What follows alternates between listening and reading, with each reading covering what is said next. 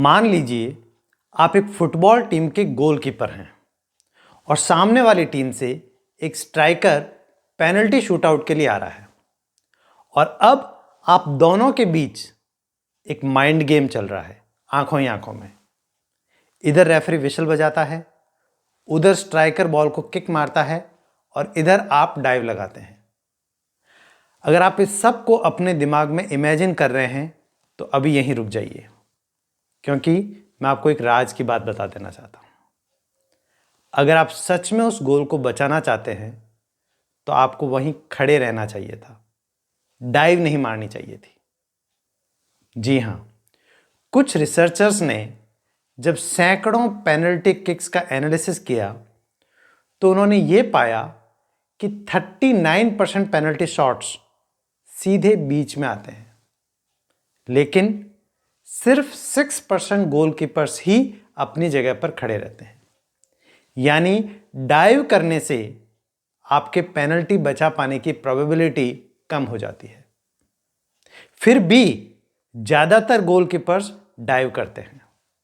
क्यों? क्योंकि वो ये दिखाना चाहते हैं कि वो एक्शन ले रहे हैं।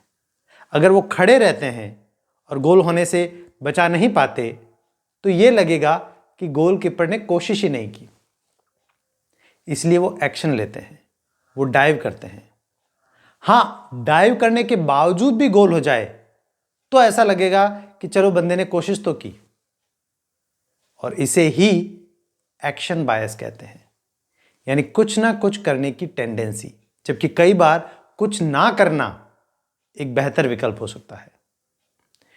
ठीक इसी तरह इन्वेस्टमेंट एडवाइजर्स भी अपने क्लाइंट्स के इन्वेस्टमेंट पोर्टफोलियो में कुछ कुछ बदलाव करने की सलाह देते रहते हैं और इस तरह वो अपने चार्जेस को जस्टिफाई करने की कोशिश करते हैं।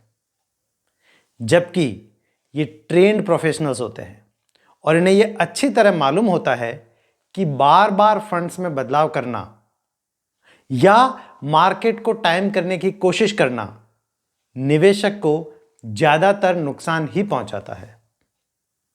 लेकिन फिर भी वो अपने क्लाइंट यानी इन्वेस्टर की एक्सपेक्टेशंस की वजह से कुछ ना कुछ एक्शन लेने को मजबूर होते हैं। जैसे अगर मार्केट 10% से गिर जाए और फिर भी एडवाइजर पोर्टफोलियो में कोई चेंज सजेस्ट नहीं करता है तो क्लाइंट फिर नए एडवाइजर के पास स्विच कर सकता है। यही नहीं, DIY इन्वेस्टर्स यानी डू इट योरसेल्फ इन्वेस्टर्स, या यूं कहें कि जो निवेशक अपना पोर्टफोलियो खुद मैनेज करते हैं, उनकी हालत भी कमोबेश यही है। वो भी म्यूचुअल फंड्स को स्विच करते रहते हैं। अभी क्या ट्रेंड में है, या अभी कौन सा म्यूचुअल फंड अच्छा परफॉर्म कर रहा है, या किसी ने कोई टिप दे दी तो उसके हिसाब से वो बार बार चेंज करते रहते हैं अपने फंड्स में।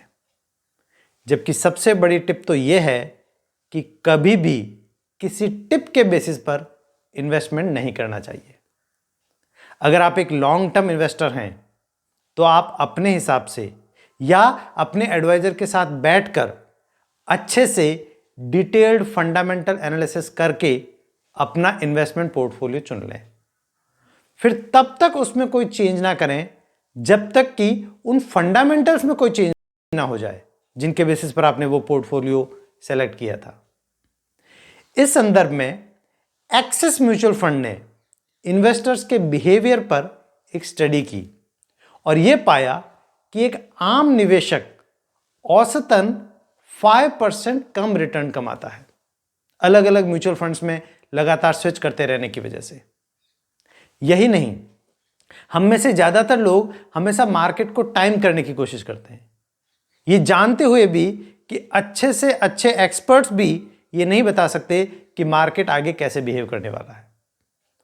और इस मार्केट को टाइम करने के चक्कर में और मार्केट में एंट्री टाइम यानी बॉटम का इंतजार करने के चक्कर में अगर आपने पिछले 22 सालों में सिर्फ 10 बेस्ट परफॉर्मिंग डेज को मिस कर दिया तो जो 1 लाख रुपीस 11.67 लाख रुपीस पहुंच सकते थे वो मात्र 5.21 लाख तक ही पहुंच पाते।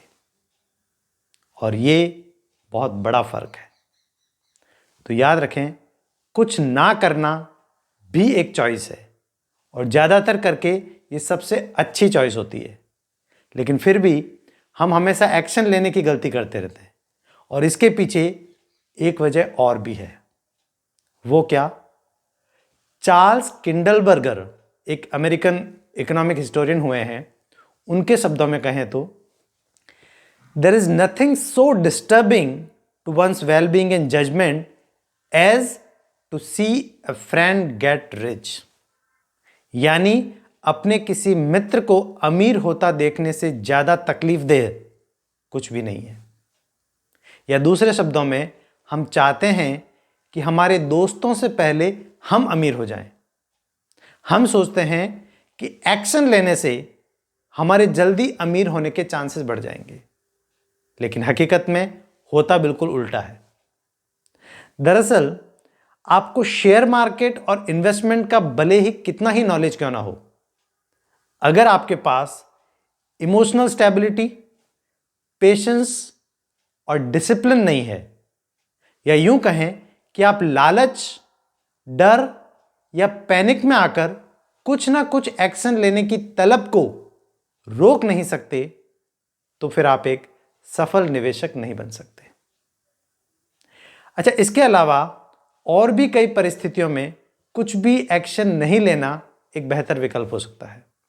जैसे इंपल्स बाइंग नहीं करना। यानी अगर आप शॉपिंग करने जाते हैं तो मॉल में वो ही चीजें खरीदें जो आप घर से प्लान करके आए थे।